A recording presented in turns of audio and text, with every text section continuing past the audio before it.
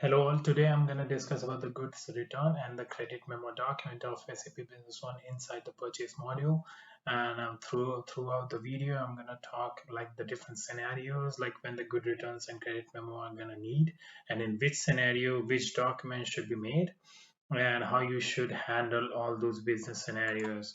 So I hope at the end of the video, you know when to create the good returns or the credit memo for the purchase and use a good return request document to streamline your whole process of returning.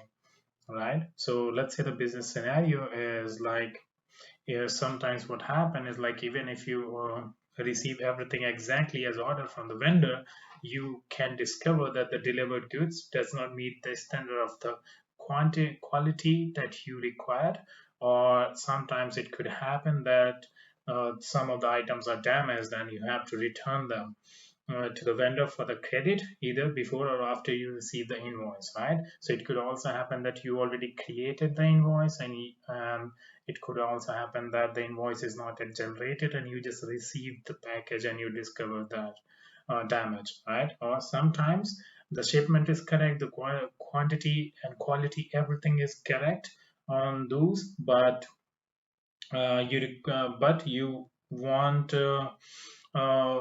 you figure out that there is something wrong in the invoice. So for example, you just like you both agreed on the 10% discount on the document, but later you discover that you already made the invoice for full payment, and then that time you have to claim the 10% back from the vendor, right, for getting that 10% back, right? So we will see all the say scenarios, and one of the scenario will be like returning the poor quality items or the damaged goods, right, and the correcting vendor invoices on those business scenario, right? So let's take a look one by one into them. Now let's say you created a purchase order, right, for a particular item. Let's duplicate the same purchase order that we created last time from the same vendor, right? You own the 20 item, you ordered that, right? You created a GRPO out of it, right? But in this time, when you discover that you get the faulty damaged piece, so instead of getting the money back, you want the vendor to send or replace that item, right?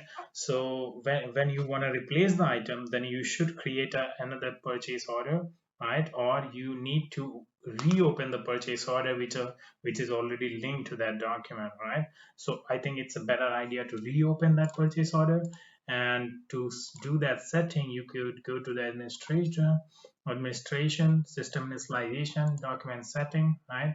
Go to the per document, select the purchase order, and you will see here, reopen the document, right? And from while creating the return, good return, and other documents. So when you update it, right? And now let's we find out that okay, we are returning the two items out of that. So right now, as we can see, the purchase order is already closed. So now I'm gonna add for the two document. We're gonna get a message, do you want to reopen the items in the original order, right? So you say yes, and then you're gonna add the good return on that. So your good return is added for the two quantity, and when you refresh that, your purchase order document is now reopened, right, when you create the good returns. But of course, the quantity of the original purchase order was 20. Now some of us gonna get confused that okay, when we already received the 18 into our inventory, then what will have, why the purchase order quantity is right now again is still 20. So if you go into the item and check the inventory data, then you see we only created the return for two items, and on based of that two items we created a purchase order. So in the purchase order, where we only have the order quantity of 2 instead of 20, right? So for example, if you receive again the GRPO of two quantity, the replaced one, then when you copy the purchase order into the GRPO, it will only appear two quantity here, and you can easily make a GRPO out of it into your inventory. Now let's talk about the good returns request instead of good return documents. The good return request is basically a optional document which can be created from the GRPO or from the AP invoice both. So let's say you have the good receipt PO of 2 quantity that we just made, right? And you want to create a good return request and you just added it, right? So if right now you're gonna check the inventory status, right now there is no committed quantity or order in anything, it's just available quantity of 77, right? So when you add the good return request for that 2 quantity and you refresh the document, you're gonna see the 2 quantity as a committed into the item as the data, right? So that's the basic idea about the good return request, and from the good return request you can basically create the good returns of that particular item. So what happened is basically the good return request is basically intelligent enough, right? So you do not have to do the research of the status of purchase to determine whether an AP invoice has been entered. The good return request automatically choose the correct document for posting inventory movement and credit, right? So right now we just here we only find out the good return, but then if the AP invoice is already generated, then you will see the AP credit memo as well in the same option, right? So now let's talk about the scenario where, like, you already received the item into your inventory warehouse and you already make the AP invoice on for the vendor to for the making the payment, right, for the outgoing payment. So for example, you go to the AP invoice, right? Let's check if I have something open. Okay, we have this item with the 7 quantity, but then while making the outgoing payment, I realized that there is something wrong, right? So but if I see here, we already have created a journal entry for this vendor for this amount in our from our own account, right?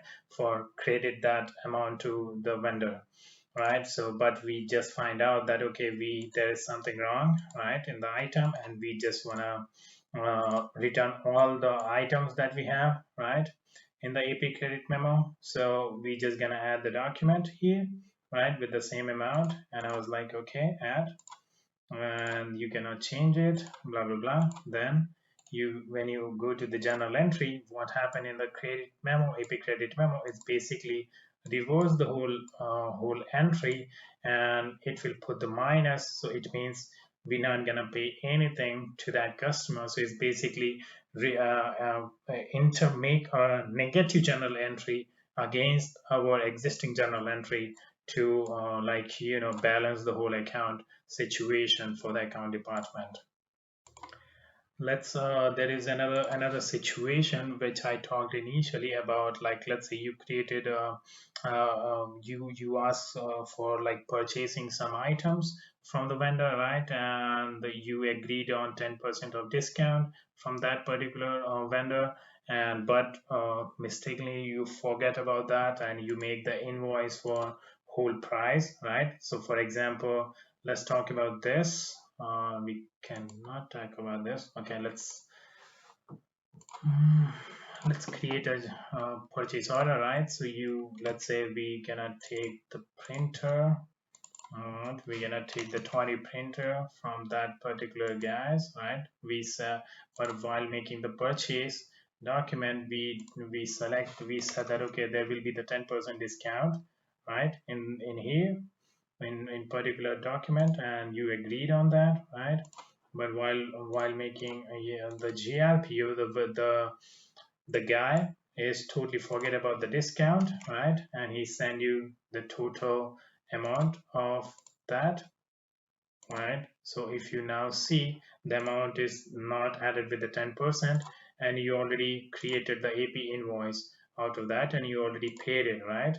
You already paid the amount to the vendor without the 10% discount, right? But later you realize that okay, there was a 10% discount that we talked about. In that case also you want to create an AP credit memo, but this time you don't want to use the AP credit memo with quantity, because you don't want to return the quantity. You just want to make the document to get some money back, right? So if there is a column in the form setting, you can go and check in the table format, right? There is a column called without quantity checkbox, and when you check this one without quantity posting, then this column will appear at the end of this one, right? And the total was this, and you said okay, let's say the 10% was for the two quantities, so I'm gonna need 200 euro back including taxes, right? And you added this document, and that's how you there would be no inventory changes into the inventory data, right? There is no inventory changes happen, but you're gonna get the money back and it's not reduced in your available quantity as well. So that's how you can handle this situation into the AP credit memo. There is also another situation where what happens sometimes you create one purchase order and then or one good receipt PO, but what happened in the situation where you receive the consignment into the different parts, or you give the you pay to the vendor partially, let's say in the 5 times, and then you have the 5 AP invoices of that particular document, right, based on that document. So handling that situation is pretty typical, right? And in that case, that you cannot refer one AP invoice and creating the AP credit memo. So the best situation would be in this case is like creating without reference document directly the AP credit memo without any reference, without any copy from or copy to into the AP invoice, and then adding manually all the quantity and the prices that you want. But the thing is in here is like when you add the item, the total item price would be get from the last from the price list defined in the item master data, but not on the based on the vendor that you purchased from, right? So that would be a drawback, right? So it's always a good suggestion to maintain and create the best way to use the copy of an invoice into the credit memo as much as possible, right? So that's the idea behind that.